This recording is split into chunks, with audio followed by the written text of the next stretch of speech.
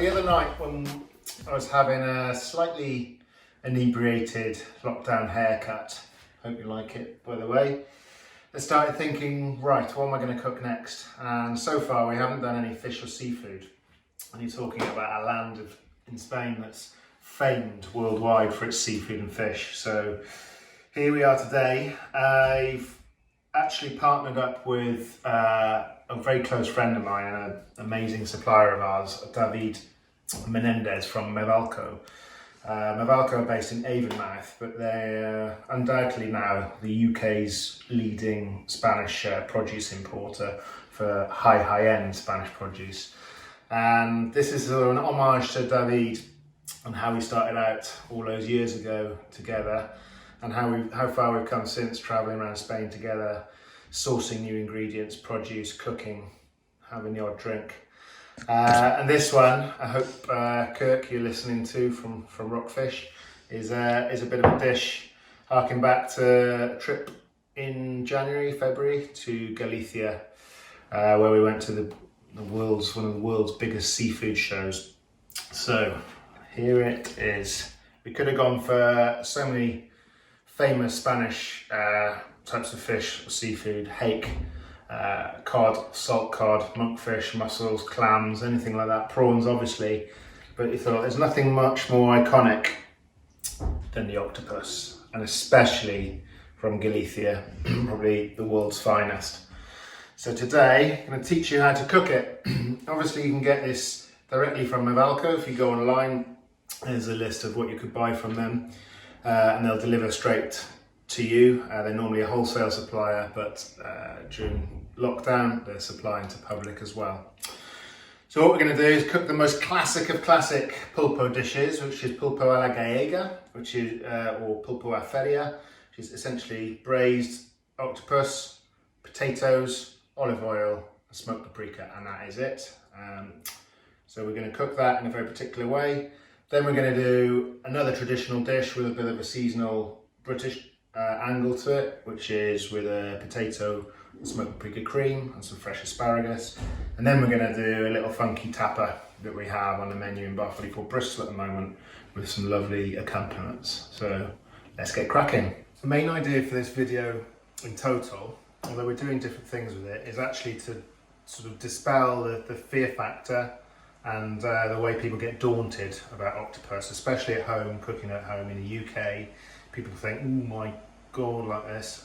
It's not that difficult. You just have to know a few things and follow the steps, get it from the right supplier or person, okay? First off, obviously comes in all sorts of sizes. In the restaurants, we use a 4 kilo size, which is some of the biggest you can get. It's very expensive. An octopus may cost you £75 because it's hugely in demand these days in high-end restaurants. And in the restaurant, we may sous vide it in a water bath, we may steam it, we may cook it overnight, all sorts of things. But today, we just want to do it the most traditional way, okay? The traditional Galician way of cooking octopus. I've got about 2.5 kilo octopus here. It's been frozen because it's one of the few things in life which actually benefits from freezing. The freezing process with octopus tenderizes the meat, okay? So that's tenderization has partly been done for us, okay? And all I've done is defrost it in a fridge overnight, then cleaned inside the head, taken the beak out, and that is it, okay? What you're looking for, okay, is a big pan. Oh, it has to be big, it's a big thing, of water. Bring it to the boil. I'm just going to have 1 onion peeled, 2 bay leaves, okay, and that's it. A bit of salt in there, but nothing else. Once that comes to boil, very important is the dip start, okay? We're going to dip this in to shock it 3 times, and this is really important. 1, it's tradition, so you've got to do it, but 2, it shocks the octopus and it actually stops the skin from breaking during the rest of the boiling or cooking process, okay? So, and it also helps the tenderization. So there's 3-4 reasons why you should do it. My hood's not tall enough. So that's 1. You can put this on a hook or a string to stop yourself burning. And the legs are going to coil up now, okay? So dip that in there 15 seconds. You can see how already it's changed. Intense that. It's going to rest for a second. Bring it back to the boil, and then you do it again 3 times. We've done all the dipping now. Look how that's curled up. We're just going to put him in for his bath. Bless him.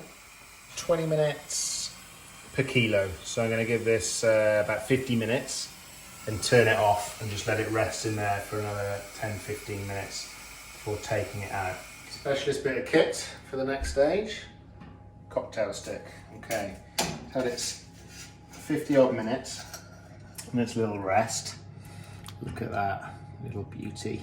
Now, to check whether it's tender or not, you're just going to put a cocktail stick through there. If it goes in easily and comes out easily like it would when you're cooking a new potato, it's really tender. Just check a few, super tender. So, here we go.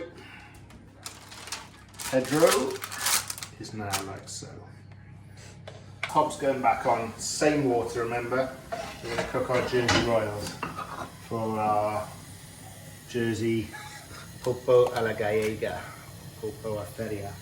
Anyway, so that's going to cook, impart lots of flavour into those, just as you would a new potato, and we'll plate up. Whilst those potatoes are finishing off, we've got other bits and bobs of prep on the go and ready to plate. I just thought I'd show you how we're dealing with the octopus. Take the head off. That often gets discarded, but that's really, really useful. We can dice that up and put it through a sofrito with some chorizo and some red wine to make a little braise, and that'd be beautiful. Okay, and then with all your 8 legs, I put them upside down, and we're just going to go in between each in a V shape, back to where the beak would have been, the mouth, which I took out before cooking. Okay, and there, take that off. Okay, and then you keep going round like so. So I think with the Gallega, you want nice slices across like this, and we're just going to warm it through in some really fruity olive oil. Just going to warm through there. Beautiful, absolutely stunning. First off, you've got your Jersey Royals. Cook them, as I said, in the liquor. Top with your beautiful octopus, which we just warmed through, not coloured it too much. Just warmed through in olive oil. And I'll just talk about this olive oil. And this one is an Arbequina varietal, which is super fruity and got right banana type notes to it. And it goes stunningly with this because you're going to have that paprika on top, which is a bit more, has a bit of bitterness to it. Don't be shy with this. Pimenton, you probably would normally use hot pimenton for this, hot paprika. I haven't got any, so I'm using mild or sweet. And again, don't be shy. This is exactly how you should have it at the bar. Just a tad of sea salt. And there is a gorgeous Pulpo a la Gallega. All right. Dish number 2, potato, copious amounts of olive oil, and smoked paprika. So it's a traditional, really traditional dish in terms of ingredients, same ingredients there, but very different way, see. You're gonna have your whole piece, just lovely, whole piece just caramelized up a little bit. British asparagus season. So I just sweated off, so I didn't have any shallots, so I did some really fine diced red onion, garlic, asparagus, just wilted some rocket in at the end, and some migas. So we're going from north to Extremadura, same region where the paprika's from. Migas is a peasant dish of cooked breadcrumbs. I'm just going to give a little texture to that gorgeous dish. And the different olive oil we're using here is smoked olive oil. So you use the olive pits or stones and smoke them. And the olive oil just gives beautiful, very expensive, so too much. So that's dish number 2. There we go. And number 3, as I said, we're going to do a little 44 style tapa Yaca Blanco. In this case we use hazelnut today because it doesn't have any almonds. It's a cold soup, hazelnut bread, olive oil, sherry vinegar, garlic. Fried off some chorizo. We normally use chistorra, a northern type of very thin frying chorizo, but just use chorizo, cut it up with some capers. Fried that in the pan, just in its own juices. Olive oil, I've already seasoned it with salt and pepper. There's parsley, mint, cucumber, and some nice, now we're into British tomato season. Some tomatoes. There we go. Start around.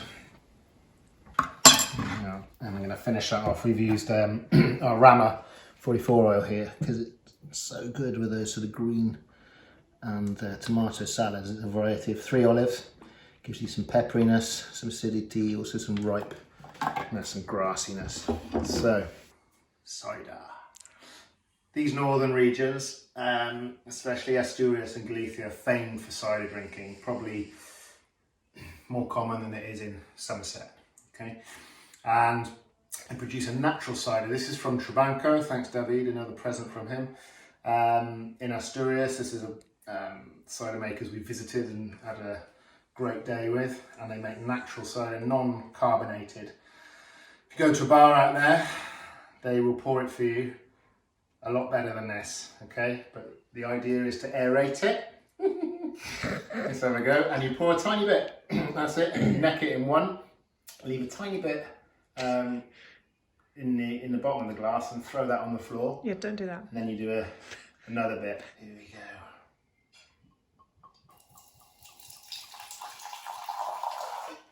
There we are. See how it's aerated?